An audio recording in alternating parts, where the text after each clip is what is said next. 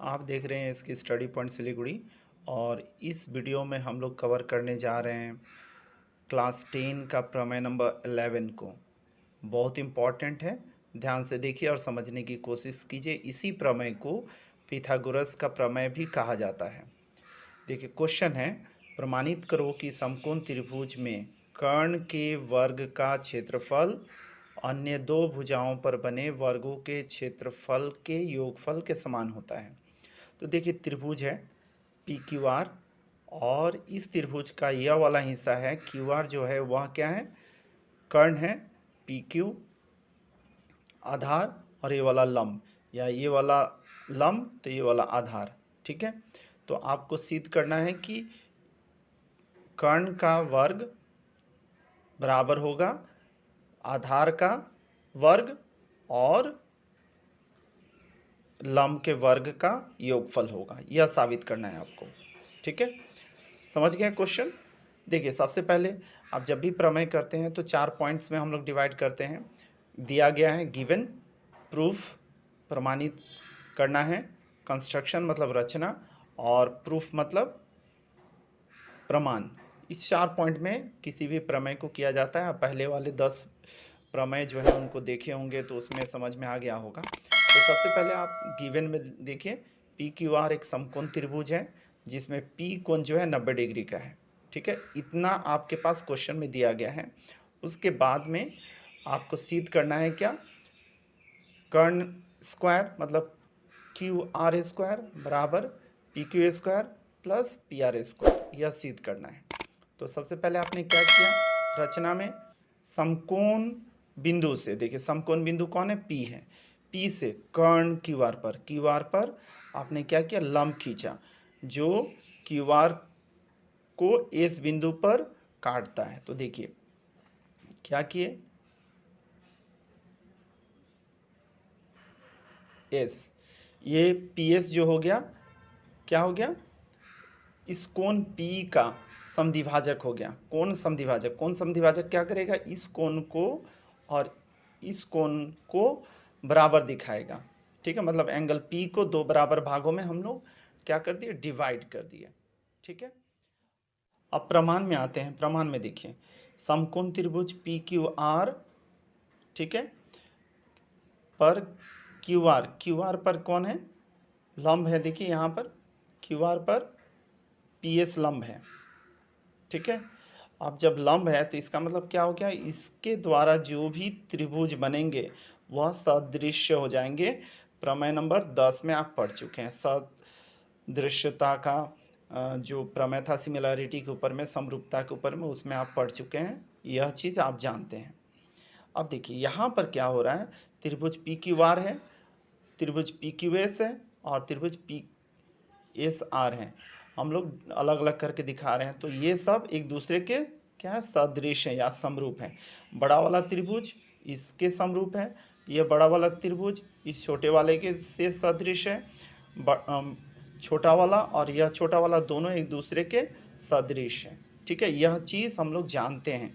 तो मुझे केवल 2 ही चाहिए था, इसलिए मैंने लिखा P Q R P Q S के सदृश है और P Q R P R S के सदृश है। ठीक है, उम्मीद कर रहा हूँ आपको समझ में आ गया होगा। इतना तक समझना बहुत ज़रूरी है। अगर अभी तक आप इसके स्टडी पॉइंट सिलीगुड़ी को सब्सक्राइब नहीं किया तो तुरंत सब्सक्राइब कर दीजिए, लाइक और शेयर करना बिल्कुल नहीं भूलिएगा। आगे बढ़ते हैं। देखिए सबसे पहले आप समरूप त्रिभुज पी क्यू आर और समरूप त्रिभुज पी क्यू एस, देखिए यहाँ पर दोनों को लिख दिया गया है। ठीक है, दोनों त्रिभुजों को लेकर आप बताएंगे।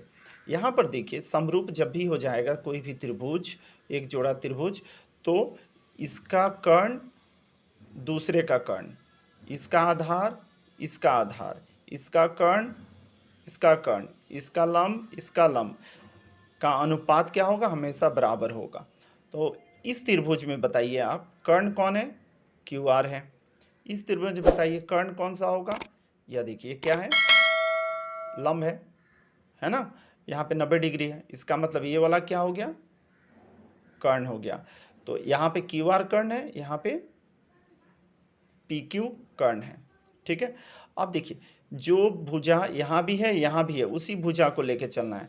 तो इसमें देखिए पी क्यू, यहाँ भी पी क्यू कॉमन है ना, तो पी क्यू यहाँ का पी क्यू, यहाँ का पी क्यू देखिए कर्ण है, किंतु यहाँ का पी क्यू क्या है, आधार है या लंब है। तो अगर मैं पी क्यू को आधार मान के लेता हूँ, आधार लेता हूँ, तब मैं क्यू एस को लूँगा। अगर पी क्यू को मैं लंब लेता हूँ तो पी एस को लूँगा। इस तरह से लेके मुझे सोचना है, ठीक है। तो मैं यहाँ पर देखिए, मुझे चाहिए इस भुजा को लेके मुझे चलना है। किसको लेके चलना है, क्यू आर को लेके चलना है। मैं पी एस को लेके नहीं चल सकता हूँ, क्योंकि पी एस की ज़रूरत मुझे नहीं है। इसलिए आप याद रखिएगा कि क्यों पी एस को मैं नहीं ले रहा हूँ। पी एस को मैं लेता और पी क्यू को लेता होता, किंतु मैं पी एस को नहीं लूँगा। क्यों नहीं लूँगा, क्योंकि मुझे इस भुजा से रिलेशन दिखाना है। यह भुजा तो आ जा रहा है मेरे पास।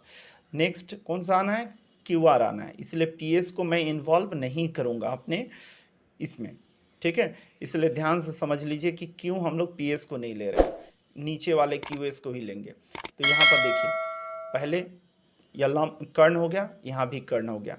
यहाँ पर आधार अगर मैं पी क्यू को ले रहा हूँ, पी आर को भी ले सकता था, किंतु पी आर को मैं लूँगा तो यहाँ पे कॉमन वाला चीज़ नहीं आएगा। जब यहाँ पे कॉमन वाला चीज़ है, उसी चीज़ को लेके चलना है। तो मैं पी क्यू को ले लिया, इसका आधार, तो यहाँ का आधार कौन होगा, क्यू एस हो जाएगा। तो देखिए इसी तरह से लिखते हैं, क्यू आर कर्ण, इसका कर्ण पी क्यू आ गया। अब यहाँ पे देखिए आधार पी क्यू, तो यहाँ का आधार क्यू एस लिख लिए, क्रॉस मल्टीप्लाई कर दिए, तो देखिए पी क्यू स्क्वायर हो गया।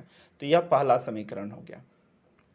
अब दूसरे में आते हैं, देखिए इस वाले में बड़ा वाला त्रिभुज पी क्यू आर और छोटा वाला त्रिभुज इस साइड का पी एस आर को ले लिए। ले लेने के बाद में इसका कर्ण देखिए, फिर क्यू आर है, इसका कर्ण कौन सा होगा, पी आर होगा। इसका आधार पी क्यू पहले वाले में लिए थे, किंतु यहाँ पे देखिए पी आर कॉमन है, ठीक है, पी आर कॉमन है। तो यहाँ पर हम लोग पी आर को आधार कंसीडर करेंगे, ठीक है।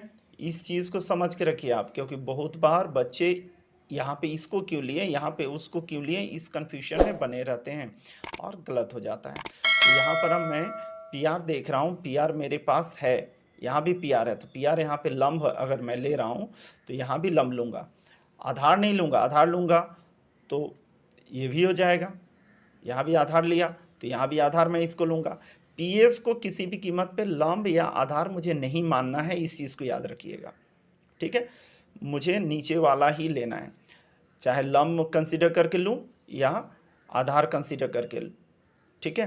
तो मैं पी आर ले लिया यहाँ पे तब एस आर लेना होगा। तो देखिए इसीलिए मैंने क्या लिखा, क्यू आर यहाँ पर इसका कर्ण और यहाँ पे इसका कर्ण पी आर लिख लिए। यहाँ पर अगर मैं इसका लंब मानता हूँ पी आर या आधार मानता हूँ पी आर, तो यहाँ भी एस आर हो गया, लिख लिए, क्रॉस मल्टीप्लाई किए, देखिए पी आर स्क्वायर बराबर Q R dot S R हो गया। तो यह 2 हो गया, 1 2 दोनों को जोड़ रहे हैं। देखिए पहला वाला में देखिए क्या है, पी क्यू स्क्वायर और यहाँ पे देखिए पी आर स्क्वायर, इन दोनों को जोड़ दिए। जोड़ने के बाद में आपके पास ये वाला मिल गया, P Q square plus P R square बराबर क्या हो गया, Q R dot Q S plus Q R dot S R. Q R दोनों में कॉमन है, देखिए ये वाला क्यू आर और क्यू आर कॉमन है, निकाल लिए, तो क्यू आर बाहर निकल गया, तो Q S plus S are. अब पहला वाला जो डायग्राम था उसको देख के समझिए, क्यू आर मतलब क्या है, Q S plus S R, इन दोनों को जोड़ने से क्या बन रहा है, क्यू आर बन रहा है। तो Q S plus Q R की जगह में मैं क्या लिख सकता हूँ, देखिए क्यू आर लिख सकता हूँ। लिखे क्यू आर गुना होने से क्या हो गया, क्यू आर हो गया, देखिए क्यू आर स्क्वायर हुआ ना। अब क्या करेंगे, इसको पलट के लिख देंगे, क्यू आर स्क्वायर बराबर P Q square plus P R square. तो इस तरह से हम लोग इस प्रमेय को सिद्ध करते हैं। उम्मीद कर रहा हूँ आपको यह प्रमेय समझ में आ गया होगा। अगर नहीं भी समझ में आया तो कमेंट सेक्शन में जाकर आप कमेंट कीजिएगा, तो मुझे पता चलेगा कि हाँ किस पॉइंट पे आप समझ नहीं पाए, तो मैं समझा पाऊँगा। Thank you very much for watching SK study point Siliguri. इस वीडियो को ज़रूर शेयर कीजिएगा।